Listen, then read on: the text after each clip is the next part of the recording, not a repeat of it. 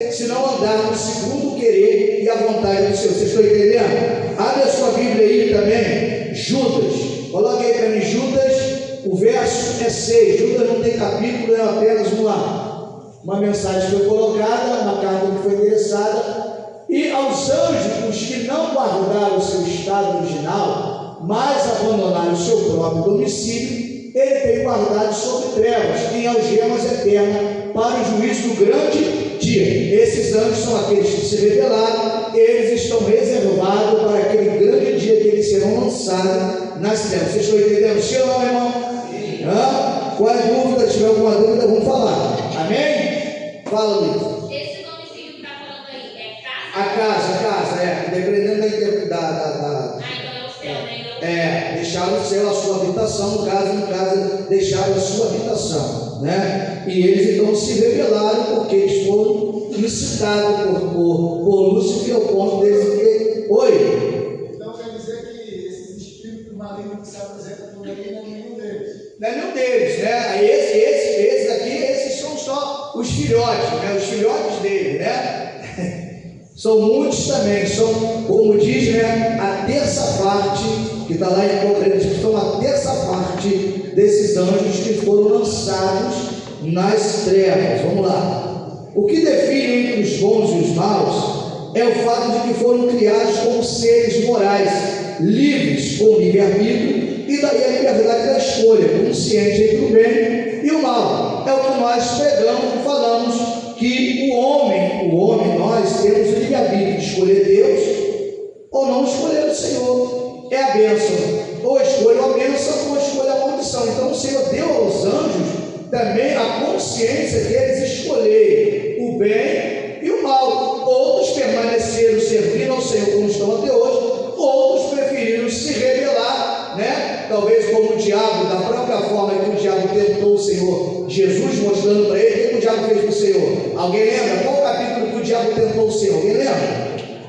Gente, você não lembra? Deserto, Mateus o quê?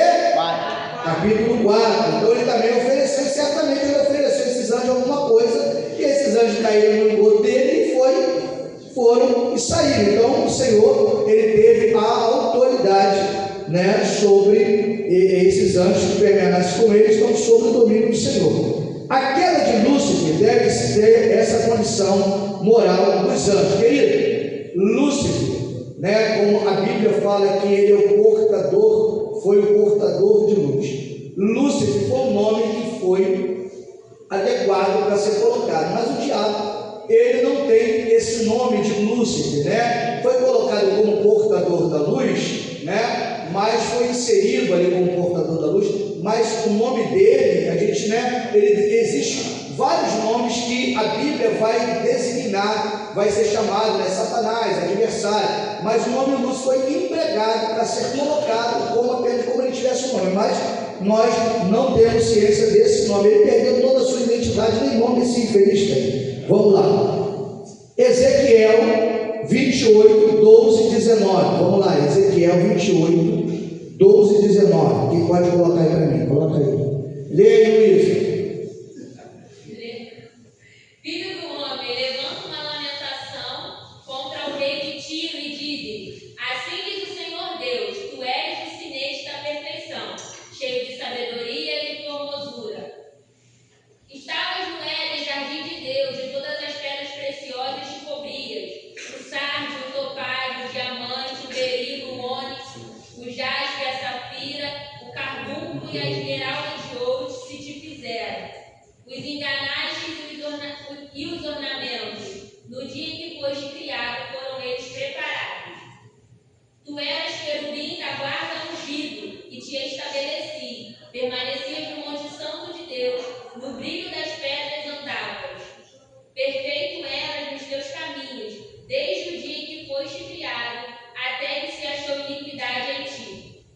Aí, tá vendo? Aí, vai lá. Na multiplicação do teu comércio se encheu o teu interior de violência e pecaste, pelo que te lançarei profanado fora do monte de Deus e te farei perecer, ó querubim da guarda, em meio ao brilho das pedras. Elevou-se o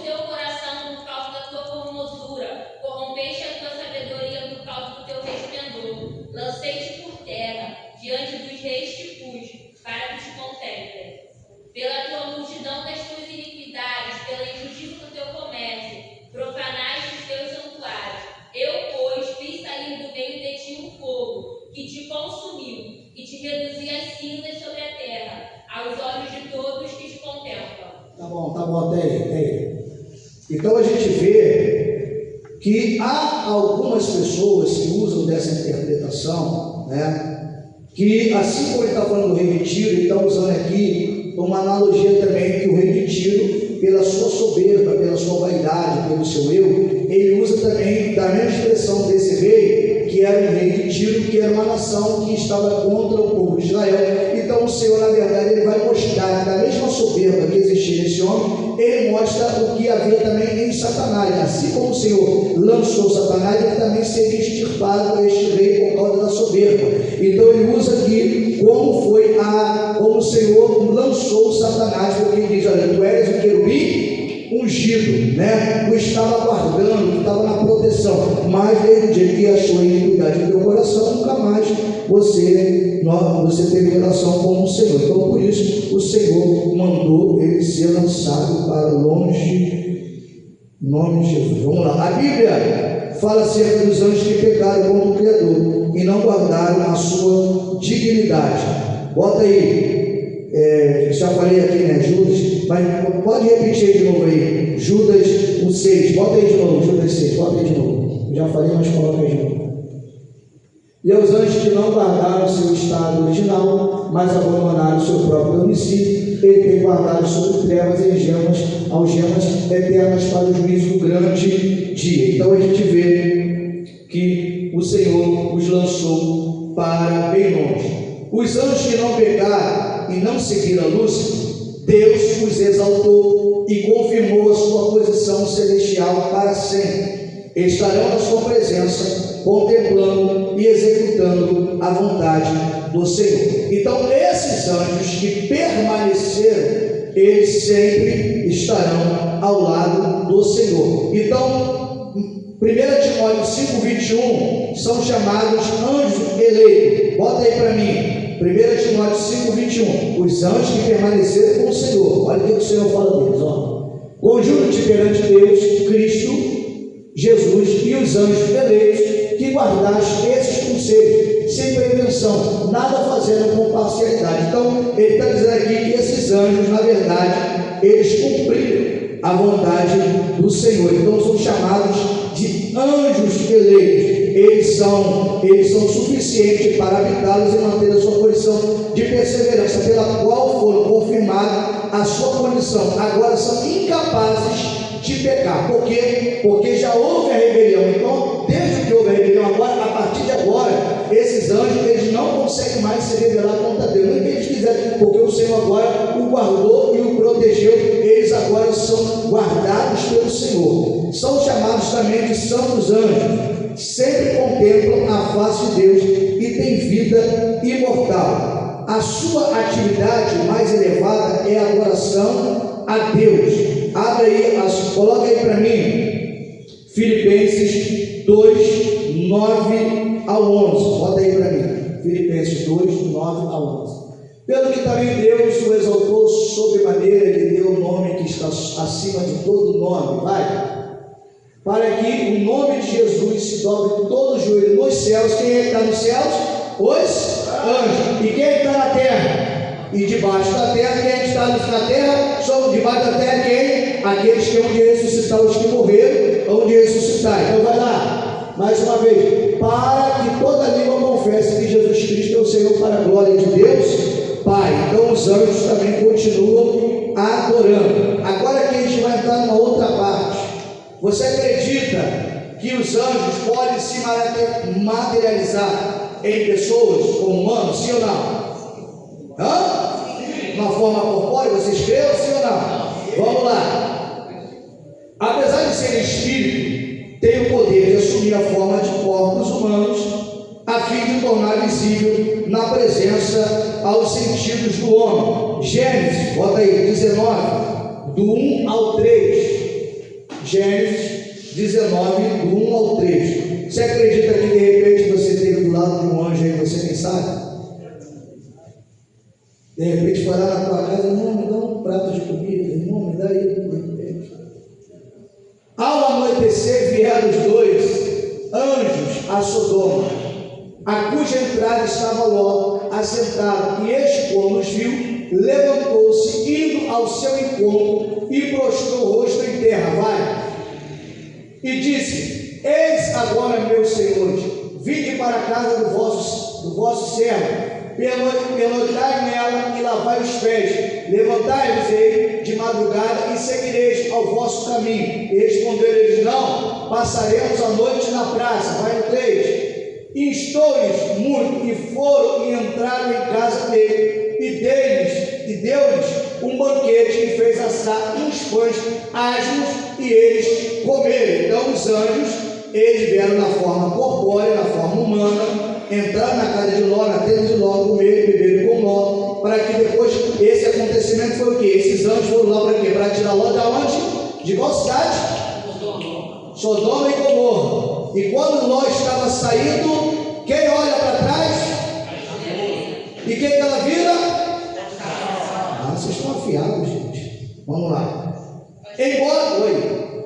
Materializar, não incorporar. Não, eles vieram como forma humana, forma corpórea, falando igual a mim e você, assim. Forma humana. Uma identidade deles, não, eu já veio um anjo em mim. Não. O próprio anjo mesmo se materializa de uma forma humana, né? A personificação de Deus, isso aí, né? É a teofania de Deus, chamada isso como teofania de Deus. Quando o anjo ele passa a se materializar na forma corpórea. Fala, Titinho. Quando a gente tem alguma experiência de tipo, veio alguém aqui, eu vi, trouxe algo da parte de Deus, ninguém mais viu, mas eu vi. Depois eu não vi mais. Pode ser uma visão que o Senhor está te mostrando, um anjo do Senhor. Pode ser. Isso aí são várias coisas que aí só o Espírito Seu mesmo que vai revelar ao teu entendimento. Entendeu? Tu vai ver igual a mulher que viu o anjo, que a asa era preta e vermelha, que era anjo flamenguista. Toda noite vai um anjo lá em casa e ele tem a asa preta e vermelha. Pô, então é Flamengo. Vamos lá. É urubu isso aí, né? Isso aí é urubu, né, anjo? Vamos lá. Então tem essa compreensão carnal, essa parte demoníaca também. O diabo, ele também ele se transfigura em anjo de luz, né? A Bíblia fala que o próprio Satanás transfigura em anjo. Ele mostra, parece que é ele, mata ele, né? Você está entendendo? Então você também tem que estar ligado. Lembra que quando Josué perguntou, é um dos nossos? Não é ou não? Quando o anjo do Senhor aparece para ele fala, é um dos nossos? Ele fala, não, ele se prostra, reconhece que ele, você vai entender depois que a qualificação anjos e o anjo do Senhor, tá? Vamos lá. Anjos, vamos lá, embora serviços de dignidade passar possam variar, não há nenhuma implicação na Bíblia de que alguns anjos são mais inteligentes que os outros. Cada aspecto da personalidade dos anjos foi declarado, eles são seres individuais, embora espíritos, e experimentam emoções.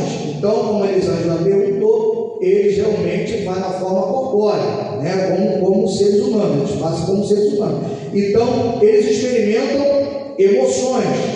Os anjos prestam culto inteligente.